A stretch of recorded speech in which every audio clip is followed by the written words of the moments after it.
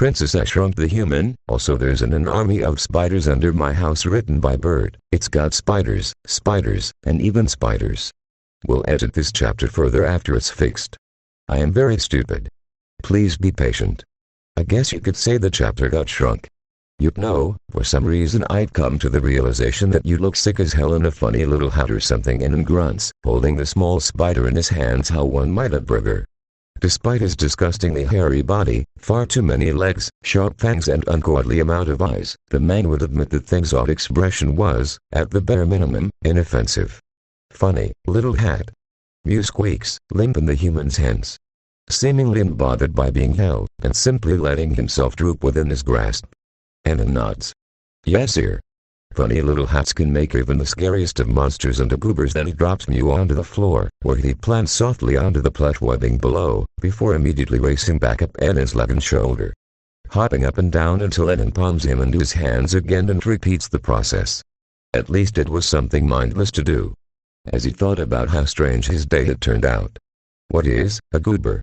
Betty is almost too big for the little alcove they were in. Nearly scraping against the ceiling even as she lay on the floor. The pillars of any decent society, and the most powerful individuals in a caste-based social ladder. But that's besides the point. Annan snorts. So spider webs, huh? He pats the bedding he was sitting on after letting Mew flop onto the ground once again. Even if the webbing reminded him that he was in fact in a spider's den, and that made him want to curl up into a ball, the material practically glittered in opulence. The thick strands so plush it actually reminded him of silk. Not even his bed was this soft. What's the deal with this stuff? Spider silk. This is one of many rooms where it is produced. My children prefer resting here as opposed to the damp stone. Fair enough. You did say you'd take me somewhere more comfortable. Annan hums before crying out as Mew crawls up his back instead of his side. Don't do that. He shakes at the skin-crawling revulsion. Sorry, Mew whines, chittering sadly into Annan's ear. Alright, just don't crawl up me when I'm not paying attention. Scares the shit out of me, Annan huffs, trying to regain a steady breathing pattern. Okay, can we still play? Mew asks quietly. Annan gulps dryly before begrudgingly picking Mew up again. He shakes his head, before a small bemused smile eventually finds its way on his face. You're easily entertained, you know that. This is the most fun I've had in my entire life. Mew wriggles his body and legs in excitement, which makes Annan drop him in fear. Ugh, Annan itches his neck in discomfort. Not too much movement, Mew mutters. Sorry, again, and so Mew goes back to sitting limp the next time he's held. What will be your plan once you've seen all we have to offer? Well, Annan purses his lips. I'm sure Twilight is freaking out right now, so I'll probably need to get back home. However, I'll accomplish that, he adds with a mutter. You want to leave? Mew pauses on the floor instead of climbing, staring up at Annan in wide, sad eyes. You won't leave forever, right? Annan would prefer to never look back if he had the choice. But there was guilt in that desire. If his hosts wanted to eat him, they would have done it a while ago. Maybe he was being unfair. Well, I'm sure I can still visit. But I would have to find a way out of here first. We have many ways to return you to the surface world. We have tunnels that connect to many homes above the surface. Jesus fucking Christ, how horrifying. My children and I enjoyed watching the ponies above. They live interesting lives. So you ever watched me before? No. I do believe today is the first time I have ever seen you. Well, I do live on the outskirts, Annan shrugs. We could build a tunnel to your place of rest, for easy access. No, haha, I'm good. Annan gulps. Please don't HNPH. If you insist, but then we could visit whenever we wanted. Mew jumps on Annan's shoulder. How will we do that if we don't build a tunnel? You don't, that's the point, Annan mutters. I am sure he has his reasons. Little Mew Betty makes a sound very similar to a hum. Have you rested well enough, Annan? Huh. Oh, I guess, good. I wish to properly introduce you to the rest of my children. I am sure they'll be less overbearing now that they fed on some mushroom shit. I almost forgot that there were more of you. Time has made a fool of Celestia many times. Such is the way of longevity.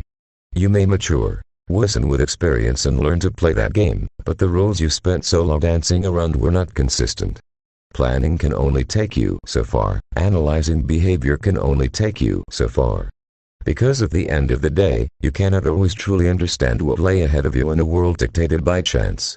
You will fail, no matter how much time you've dedicated to making sure mistakes didn't happen. Sometimes, you experience a first. And you are reminded that despite existing for so long, there is still much to learn. So what lesson does this provide? A home vanishes. Seemingly carved from exist itself. No warning, no conceivable explanation. So why could this be Tarek's doing? Luna hisses a whisper, eyebrows knit deeply. A scowl on her face as she seemingly attempts to burn Emily with her gaze alone. As if it may wither under her gaze and make sense. Tarek takes the magic of individuals. Both sisters stand next to one another. The cornered-off section of what was once the library had been contained by their military. Celestia has a similar expression on her face as she breathes deeply through her nose. Surely if he was powerful enough to do this, we'd have already seen battle. He is anything but patient. The pit radiated a strange aura that only made her more unnerved the longer they stood near it. It cannot be Tarek. How can you be so sure, sister? Luna mutters. My magic doesn't fizzle. It doesn't drain. Luna, it dies. Celestia shivers. There's nothing there. No resistance. No barrier. No pull to course my magic away. But you can feel it, can't you? Why there has to be an explanation. We have come across many a dead zone in the past. Perhaps this one is simply stronger. Harder to push against. Try to reach out. Celestia nods to the crater. Luna raises a brow, looking to her side. Sister. Reach out.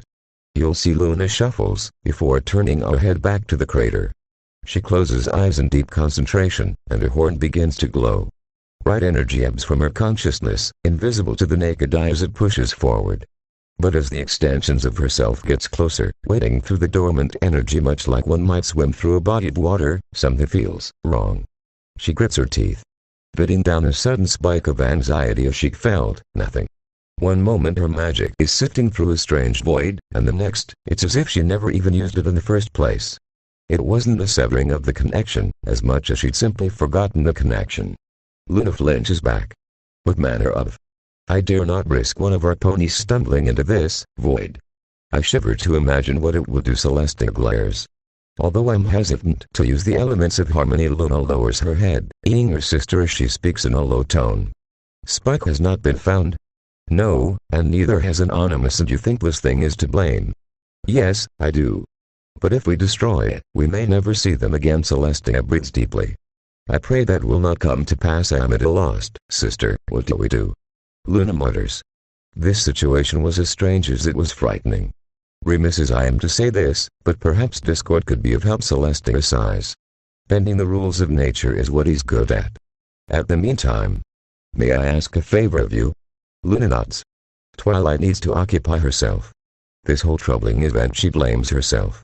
Could you show her Starswell's personal studies? Perhaps we may even get lucky and stumble upon something regarding this. Luna smiles sadly. His personal studies. You'd want her occupied. Celestial returns the sad smile. I need to think of what to say, said her. If I cannot fix this. Her feathers ruffle and her eyebrows furrow. Was it just her, or was the grass surrounding the crater growing duller? This one is Gertrude. Hey, buddy, she is mute. Oh, Gertrude waves. And then waves back and snickers. Hello, Gert, before she suddenly skitters behind Betty, showing very little of herself as she leans out from behind her mother. Did I say something wrong? She is skittish. Betty clicks, before pointing a single hairy leg at another spider. This is Clem. Heh, I don't even need to shorten their name. Clem. Yes, hello Clem. Clem speaks only with the word Clem. Clem did. You name him Clem because it's the only thing you can say. Clem. I mayhap I'm Leviticus, the largest baby spider, about the same height as Celestia, coughs and seemingly unable to hold still. The greatest to ever have a grip on the MIC. Yeah, I'm gonna call you Levi from now on. Shy dog. I didn't know you were too light, but Levi is my eldest. She will be queen one day. Leviticus preened under the attention. We to queen the shit up in this bitch. Cuhy. Why does she talk like that? Levi is gifted. He who speaks to her, and she's able to listen. It has forever affected her way of speech. What does it tell her? It shares esoteric knowledge of a time long since past.